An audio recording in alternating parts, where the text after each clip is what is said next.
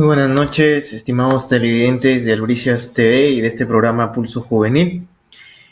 Como todos los martes y jueves, estamos nuevamente reunidos para seguir analizando la problemática de América Latina, del Perú y distintos aspectos sociales que nos acompañan.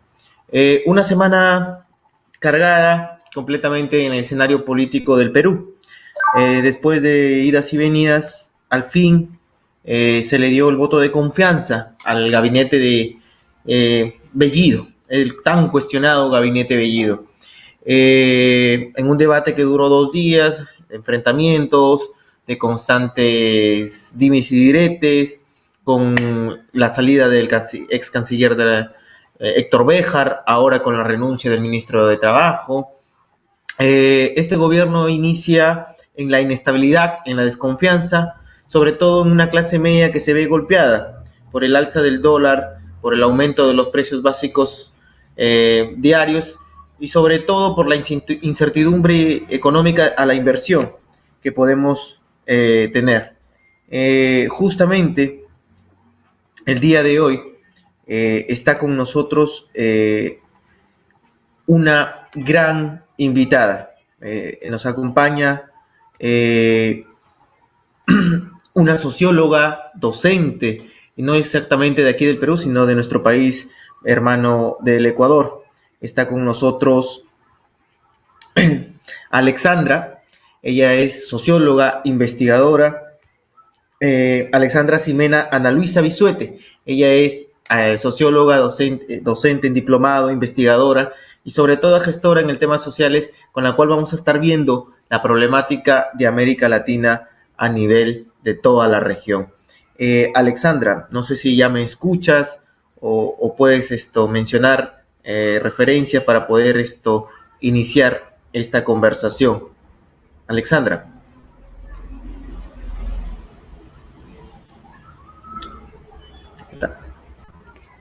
Alexandra, ¿me escuchas? Hay unos problemas técnicos que esperemos se solucionen. Como mencionaba, América Latina no tiene que estar desarraigado de sus problemas sociales.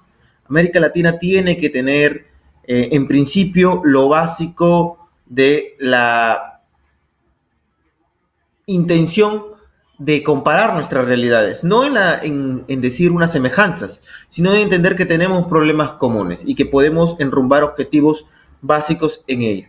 El gabinete Bellido, de alguna u otra manera, intenta en su intención decir que representa a la totalidad del pueblo peruano.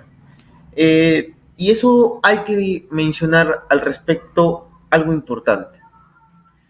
Ningún partido político tiene el derecho de llamarse representante total del pueblo. Ningún partido político tiene el derecho de autodominarse representante del pueblo. Sobre todo en unas elecciones tan polarizadas como las que han sido las últimas en nuestro país. Tanto el fujimorismo como la corriente del Perú Libre, incluso no tuvieron el apoyo mayoritario en primera vuelta, que podríamos decir ya en la segunda vuelta es otro análisis, del gran porcentaje de la población. Ninguno de ellos pasó el 20% de votos en la primera vuelta. Entonces, más por temas de alianza, por estrategia, por no votar por una persona, por no votar por esta persona, se dio la elección de Pedro Castillo. Pero lo que el peruano de a pie quiere es que su gobierno le brinde confianza, le brinde la intención de cambiar las cosas de manera correcta, gestionando, haciendo un diálogo con las bases sociales, organizativas, con los problemas del Perú que vienen siendo poco atendidos, como por ejemplo la pesca, el tema del magisterio, de los docentes y su deuda social, y muchas otras cosas más. Sin embargo, para que tú puedas, porque eso es en política, pacto, imagen, tú puedas dar una imagen de tranquilidad a la población, tienes que tener principalmente un gabinete de ancha base, un gabinete representativo. Ese no ha tenido, primero porque no se sabe quién generalmente manda en Perú Libre y en el gobierno. ¿Quién manda? Ese es el tema y sobre todo el problema de este gobierno. ¿Quién manda y quién conduce? Bueno, ya creo que está solucionado el tema. Si nos puede estar presente, Alexandra, ¿me escuchas? Y puedas dar tus Ah, palabras de bienvenida al programa. ¿Qué tal, Alexandra? Un gusto saludarte desde Perú. hola, hola, qué gusto Alexis, muy buenas noches, saludarles a todos a la distancia, todas y todes. Estamos desde aquí, desde la capital, desde Ecuador, conectándonos. Gracias por la invitación y sobre todo por ponernos en contexto bajo el acabado de lo que queremos restablecernos un poco sobre el contexto contemporáneo de las juventudes Sí. y sobre todo, bueno, del espacio regional, ¿no? Bajo el contexto contemporáneo. ¿Cómo ve la juventud?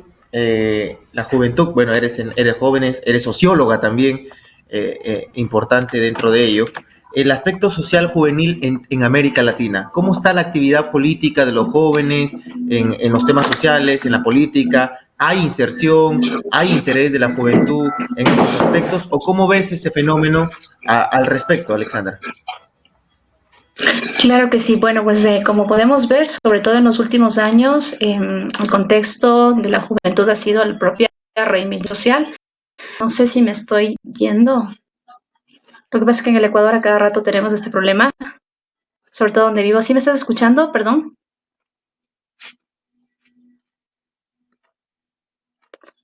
Ahí me fui.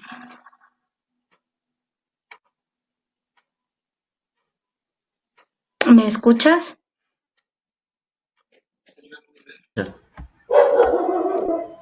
Sí, bueno, hay algunos problemas pronto por problemas de Sí. internet que existen como bien lo ha mencionado Alexandra, en Ecuador. Sí, ¿me escuchas, Alexandra? ¿Me escuchas? Perfecto. Muy interconectado. Lo que pasa es que ahí me cuelgo. Tenemos este problema en este Ya, momento. Estoy hablando y me cuelgo. ya. Bueno, como te mencionaba, ¿no, Alexandra? Para que un poco se vaya solucionando este tema. América Latina ¿Ya?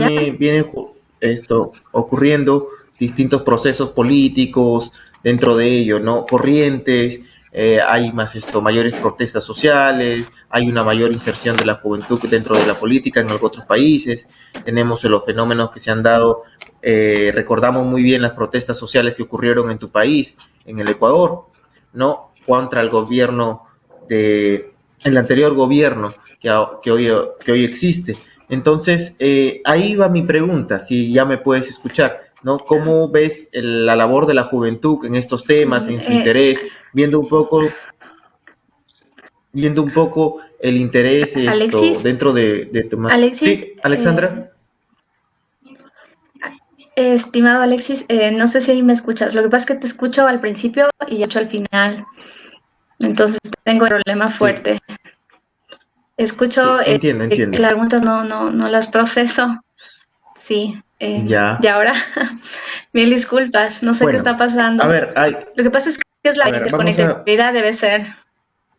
sí, vamos a Sí, tratar de arreglar estos problemas. Mientras tanto, a ver si lo solucionas, si te acercas un poco más a la red de tu internet o lo puedas reiniciar. Mientras tanto, o me continuamos salgo dando... un ratito del sistema. Sí, sí, claro, puedes salir y volver a ingresar para ver si se solucionan estos problemas. A ver. Bueno, ante todo lo que como Perdón. hemos estado conversando, ya a ver si puedes para poder solucionar estos problemas que siempre se presentan. En América Latina han sucedido diferentes protestas sociales. Ecuador el año pasado, hace 3 años, vivió una dura protesta social por parte de los pueblos indígenas contra su presidente de la República. Sin embargo, y esto queríamos conversar, ojalá pueda solucionar sus problemas de conectividad, Alexandra. Ecuador al día de hoy es el gobierno, es el fortín del gobierno que podríamos decir de derechas en toda América Latina, con Guillermo Lazo, a comparación de la corriente que viene sucediendo en toda América Latina, por ejemplo, en Argentina con el gobierno de la izquierda, en Bolivia con el gobierno de la izquierda, en Chile con una constituyente mayoría de parlamentarios, de constituyentes de izquierdistas. En el Perú, con un gobierno, entre comillas, de izquierda. América Latina está en ese proceso, en el vaivén. En cambio, Ecuador se ha mantenido en el ámbito a tener un gobierno que, entre comillas, esto se llama también defensor de la democracia en toda la región. Entonces, de ahí vamos, ¿no? Entender esos procesos que han ocurrido en toda América Latina y que ocurren y que, por ejemplo, en el Perú incluso ha sido poco entendible. Algunos sociólogos, investigadores, intentan relacionar estos temas con, con la victoria de Pedro Castillo. Sin embargo, quedarse nublado, decir que hay una totalidad de masa popular atrás de Pedro Castillo, es creo erróneo, porque como lo vuelvo a repetir, esto ha generado pues que hoy Perú Libre se autodenomine el único defensor del pueblo. Hoy ha ocurrido un hecho, ya que justamente estaba Alexandra, ella es feminista, una denuncia de una congresista de la República hacia el primer ministro. Me da mucha pena en el sentido amplio de que las feministas peruanas hayan quedado prácticamente calladas o intenten justificar ello aduciendo de que la congresista que denuncia no representa la voz popular, no representa la clase proletaria, como he visto en algunas publicaciones.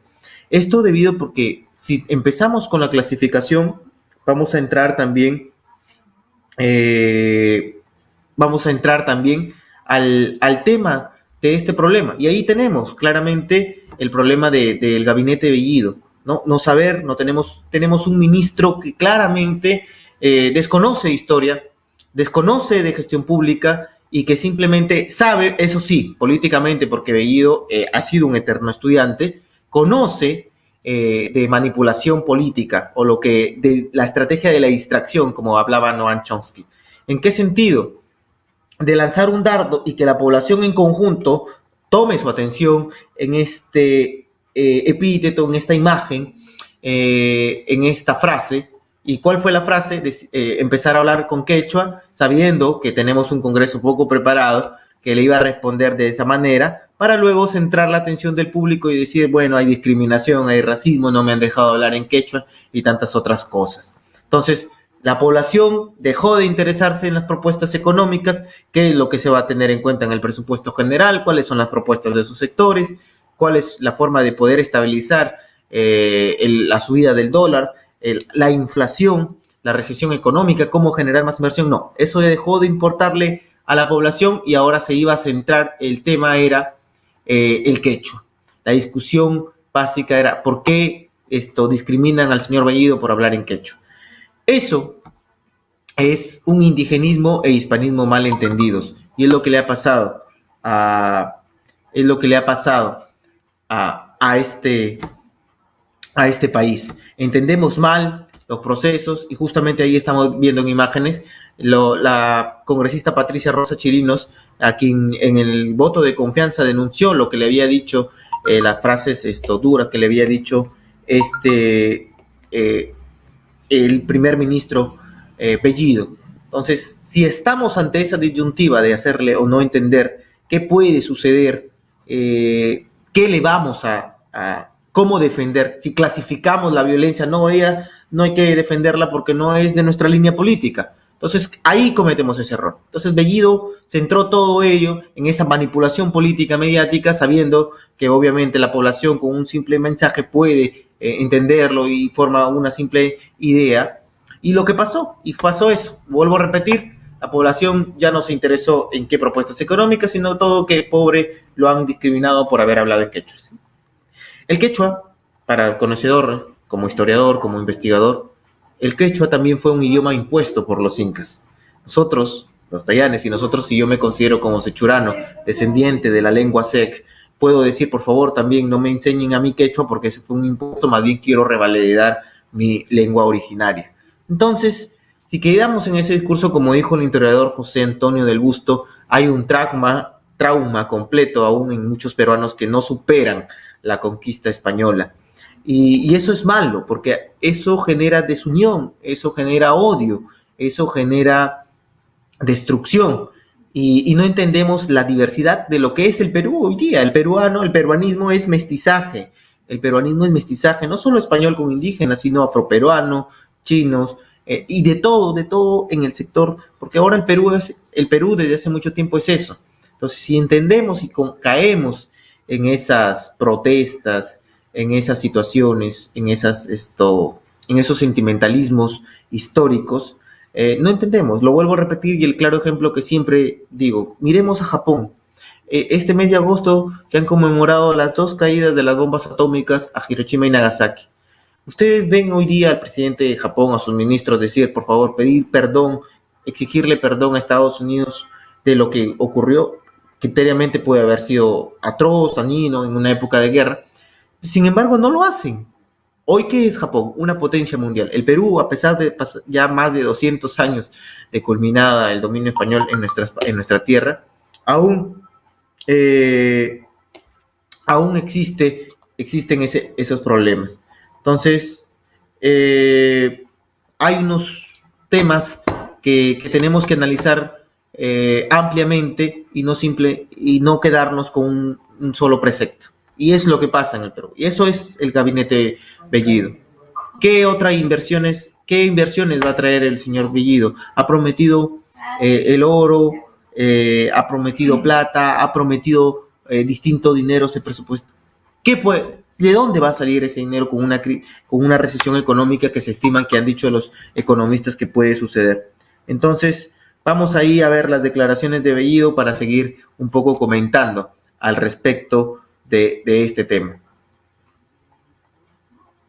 De su parte, y yo en ningún momento yo le he indicado las palabras que ella ha indicado. No hay ninguna coherencia porque yo tendría que expresar algo así, más al contrario, que yo tengo mucho respeto, y yo tengo mi madre, tengo mis hermanos, tengo mis compañeras con quien siempre trabajamos, y todas las personas que trabajan, compañeras conmigo, saben el respeto que les tengo y el aprecio que les tengo. Creo que todavía parte de, así como en la campaña, terminó la campaña y no ha culminado la campaña, sino que han pasado a no reconocer, ¿no es cierto?, los resultados del proceso electoral, y bueno, una vez que se ha terminado, un poco se ha trasladado. Creo que similarmente, el proceso que hemos hecho nosotros, nuestra presencia en el Congreso de la República, y donde se nos ha dado confianza para algunos congresistas, todavía eso un poco trasciende. Pero yo lo quiero dejar ahí y quiero ser categóricamente claro que no tengo nada absolutamente contra ella. Pero lo que sí es, yo he visto a ella cuando se presentó en el ambiente donde hemos estado, muy, digamos, altanera, que nos miraba desde los pies hasta la punta de la cabeza, y lo único que yo le he escuchado, lo único que yo le he escuchado es que ella era chalaca y algunas cosas, pero más que creo que tenía mayor contacto con otros congresistas que estuvo, y estuvieron ahí también otros congresistas. ¿No le dijo solo falta que te violen? No, discúlpame, eso estaría fuera de contexto, y es más, ¿qué confianza yo podría tener yo para decir a una persona que por primera vez me estaba viendo? No hay coherencia. ¿Cuál sería el objetivo entonces al divulgar estas acusaciones? No, es el plan que tienen de vacar al presidente de la República. Poco a poco avanzar, porque vean, ahí han dicho que tienen una relación de ministros, según ellos, que van a interpelar. Los objetivos están orientados hacia el presidente. El objetivo de querer ahora, de generar otro nuevo escenario, ¿no es cierto?, en torno a esta supuesta palabra que yo he preferido, o sea, es imposible que una persona, a alguien que no lo conoce, pueda expresar eso. Eso sería una tremenda ofensa. Ese mismo instante la señora hubiera denunciado a cualquiera. Entonces no, sino que es parte de toda una estrategia de querer de alguna manera manchar el trabajo que estamos desarrollando. Nosotros estamos comprometidos con todas nuestras hermanas y hermanos a nivel nacional para sacar adelante el país. Y quienes tienen que sumar, bienvenidos que sumen. El día de hoy nosotros hemos tenido la Comisión de Alto Nivel Anticorrupción, hemos sesionado y por eso no hemos podido responder. Tenemos que esta noticia ha salido en la mañana, inmediatamente no hemos podido responder, pero al término nosotros a través de nuestra cuenta oficial de Twitter nos hemos manifestado en ese instante y solamente instar a la congresista que yo no tengo nada contra ella y contra nadie. Yo lo único que quiero es esta responsabilidad que me ha asignado el presidente, cumplir como corresponde y como también la población y los congresistas en mayoría nos han dado esta oportunidad de demostrar nuestro trabajo, así como se está desarrollando este trabajo, nosotros estamos preocupados en este tema. ¿El congresista Chirinos está mintiendo? Yo no sé cuál será su motivación, pero yo en ningún momento yo he manifestado esa palabra. Yo soy categórico. Porque para cualquier persona que tenga un criterio básico, ¿cómo le voy a decir eso si yo no tengo confianza con la congresista? No puede ser. Ahora, permítame cambiarle de tema. ¿El ministro de Trabajo va a continuar en su cargo? Yo ya cumplí lo que corresponde, las sugerencias y los alcances. No, sí, yo le he recomendado la renuncia y que debe presentar ante la presidencia de la República, y eso creo que ya está en la cancha que corresponde al ministro y también una vez que presente del presidente de la República, porque son procesos que hay que respetar también. Mi pregunta va... Bueno, ¿por qué es difícil creerle a Bellido que no haya lanzado esta frase? Porque solo hay que verle sus publicaciones anteriores. Bellido es en enfoque o en conceptos feministas un machista por las publicaciones que ha hecho, además de homofóbico, y como lo ha sido siempre Perú Libre. Recordemos las famosas declaraciones de Cerrón cuando rompió su pacto con los hoy aliados del gobierno de Verónica Mendoza. Incluso Marisa Glave, ahora también Indira Wilca, a veces la memoria es un poco corta para ella, dijo que Perú Libre y Vladimir Cerrón era completamente un personaje machista, xenófobo y con los cuales no se podía pactar por los derechos de las minorías como la comunidad LGTB.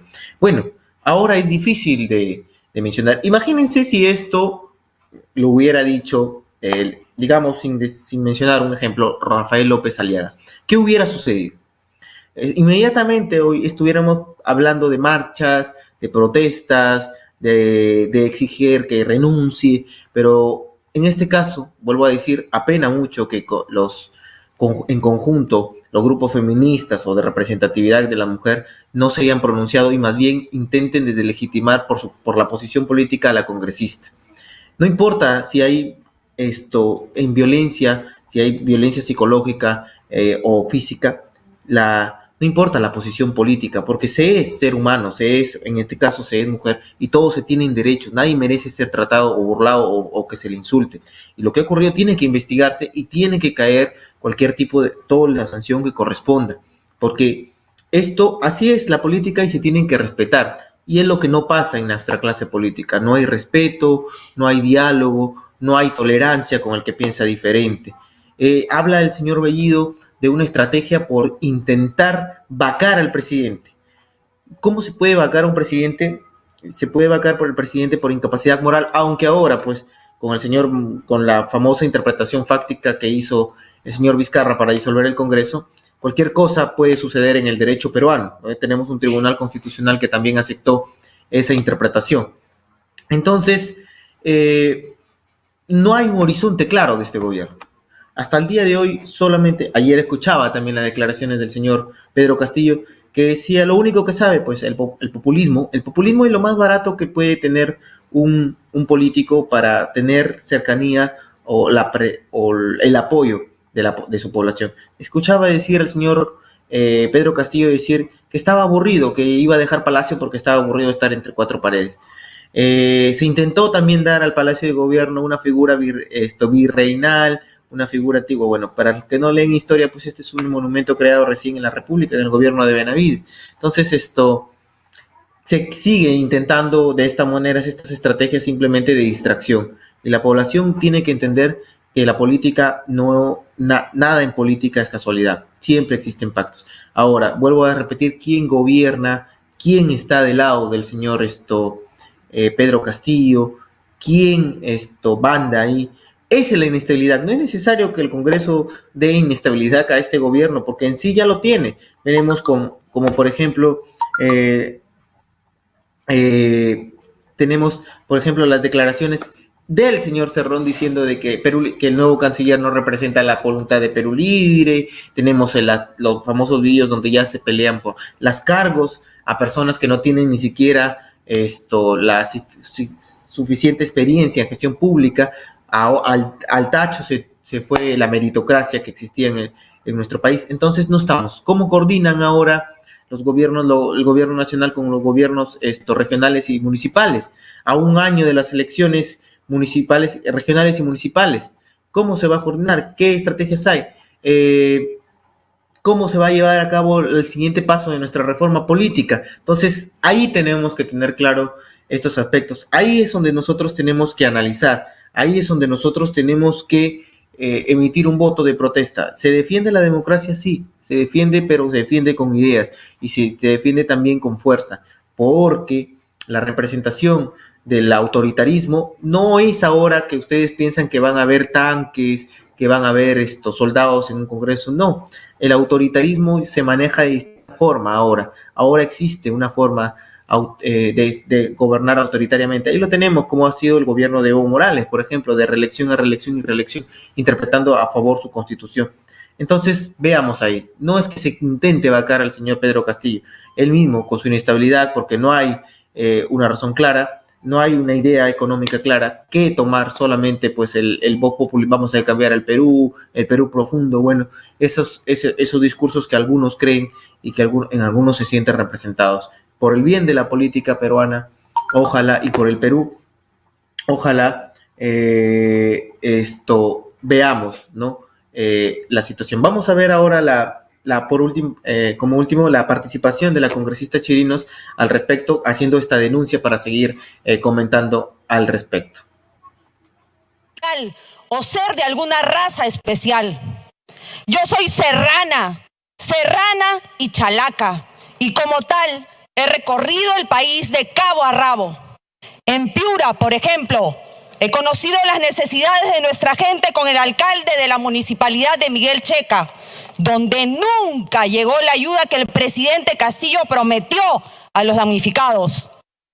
O en Pucallpa, con el alcalde de la municipalidad de Coronel Portillo, donde a 40 grados de temperatura en la zona de La Hollada no hay agua ni desagüe. He recorrido Pajarillo, en la región San Martín, donde la gente no tiene ni para su olla común, ni para la leche de sus hijos. Y esa misma carencia es la que tienen muchas mujeres de nuestras ollas comunes de Caraballo, San Juan del Lurigancho, Independencia y Ventanilla, a quienes he visitado y seguiré haciéndolo. Es así que en nombre de ellos le pido y exijo al gobierno que declaren emergencia las ollas comunes para que los niños y niñas del Perú tengan algo que llevarse a la boca. Es una vergüenza, señor Bellido, que usted hable de la lucha contra el terrorismo y se presente aquí con un ministro acusado de terrorismo por sus vínculos con Sendero Luminoso, de acuerdo a informes de la policía, institución que usted dice respeta y empoderará. No palabré, pues, señor Bellido, poco floro. La mujer peruana no se merece un premier que discursea sobre la defensa de nuestros derechos, pero que en privado, y lo recuerdo muy bien, las insulta o incluso es capaz de decirle a una mujer viuda que solo le falta que la violen. Respeto, señor Bellido. Respeto es lo que el pueblo de las calles pide. Hoy nos han adornado con discursos que no bajarán los precios. Ahí hemos podido ver las declaraciones de la congresista Chirinos, de manera alturada, haciendo su reclamo, su protesta ante esta situación. Ya quedará en el tema del Congreso de investigar este tema, de sancionar a Bellido, porque Bellido no se va a ir, no va a renunciar, no ha renunciado por más que de las cuestiones que se le han mencionado al respecto. Él ahí ya ha dicho, ¿no? Su postura no es primer ministro, no es gestionar viviendo, sino es defender al gobierno y evitar que vaquen al señor Pedro Castillo. En fin, como vuelvo a repetir, no existe. Ese es un tema que salió en el voto de confianza, pero hay otro también tema, que el terrorismo. Yo hasta el día de hoy no entiendo por qué en conjunto a la izquierda peruana le duele tanto esto sancionar o decir a verdadera voz lo que vivió el Perú en la década del 80 hasta acá.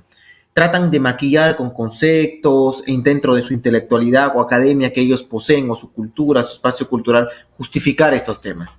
Y es lo que pasa, incluso llegamos a la veracidad, y aquí me permito, porque he investigado al respecto al tema, el de decir que ellos no son terroristas, sino más bien le echaron la culpa a un partido de haber sido terroristas, como al Partido Aprista Peruano, de haber hecho actos terroristas. Por el respeto a miles de peruanos que murieron defendiendo la democracia en épocas de dictadura sanguinaria, el señor Bellido tiene que retractarse, porque esto sí va a una cuestión de que merece ser sancionado. Existen miles de personas que murieron fusilados en Chanchán en la revolución de Trujillo en 1932. Miles. Se hicieron fosas comunes. Ahí eran enterrados en cantidad miles de ciudadanos que se habían levantado contra la dictadura de un sanguinario y asesino como fue Luis Miguel Sánchez Cerro, que irónicamente lo tenemos como personaje notable de la región Piura y del Perú.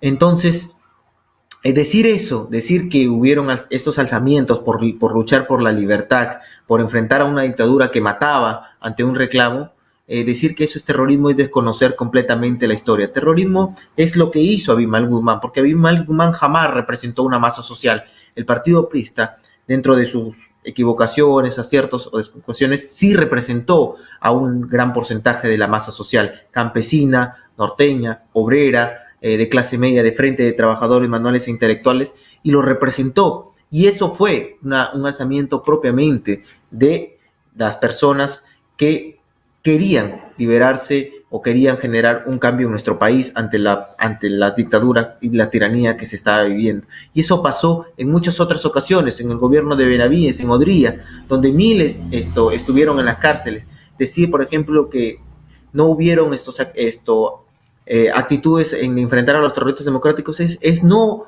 mencionar y no rescatar a quienes murieron defendiendo la democracia.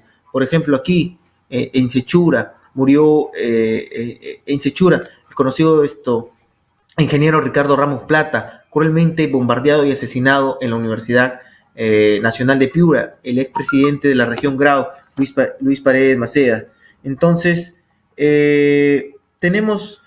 hay mucho que mencionar porque este es el tema importante a tratar. Y justamente vamos a ver un vídeo, ya que tanto estamos hablando de este tema, porque es necesario aclararlo, porque por cuestiones mías también de ver profesional como historiador aclarar. Vamos a ver un último vídeo.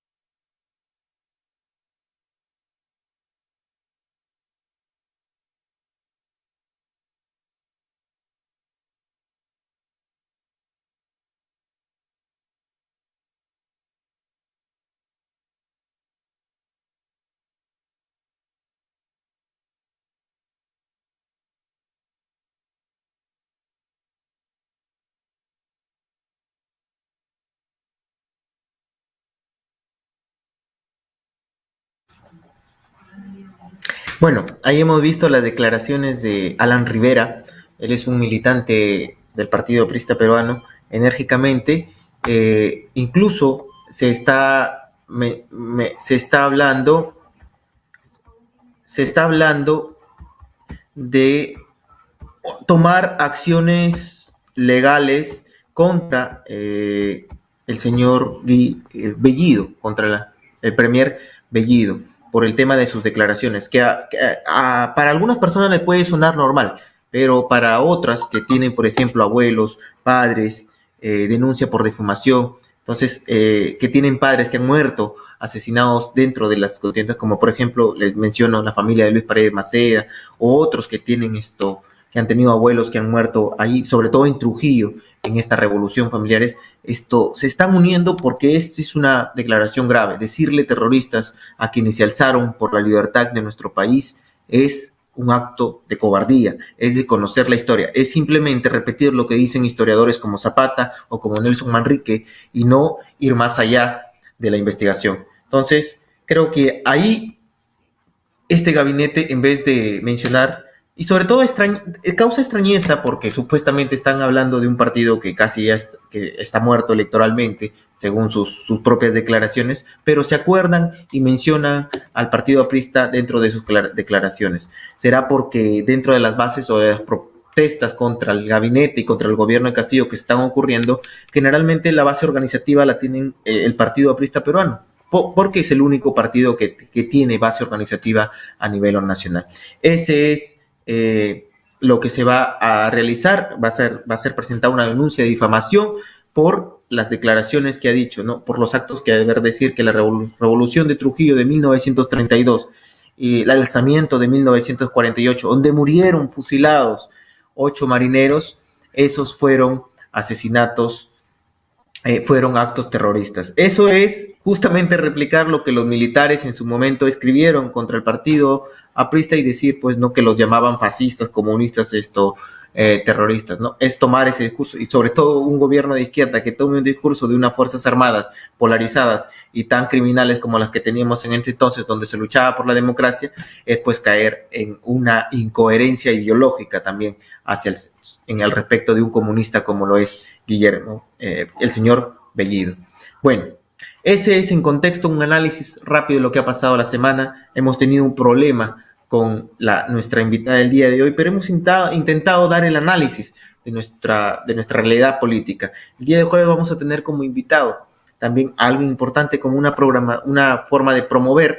Se está dando un concurso nacional de oratoria y justamente vamos a tener el día jueves como invitado a José Torres Vera, que es periodista, es director, presidente del Foro de Oradores del Perú, en la que nos vamos a contar esta herramienta de la oratoria, los talleres de oratoria, de cómo introducirnos en ello, y vamos a seguir también entrando y analizando con él, un hombre de 60 que tiene a un padre que haber muerto en una de estas, que tiene a un familiar haber muerto dentro de esta revolución, también contarnos al respecto un poco más de la historia.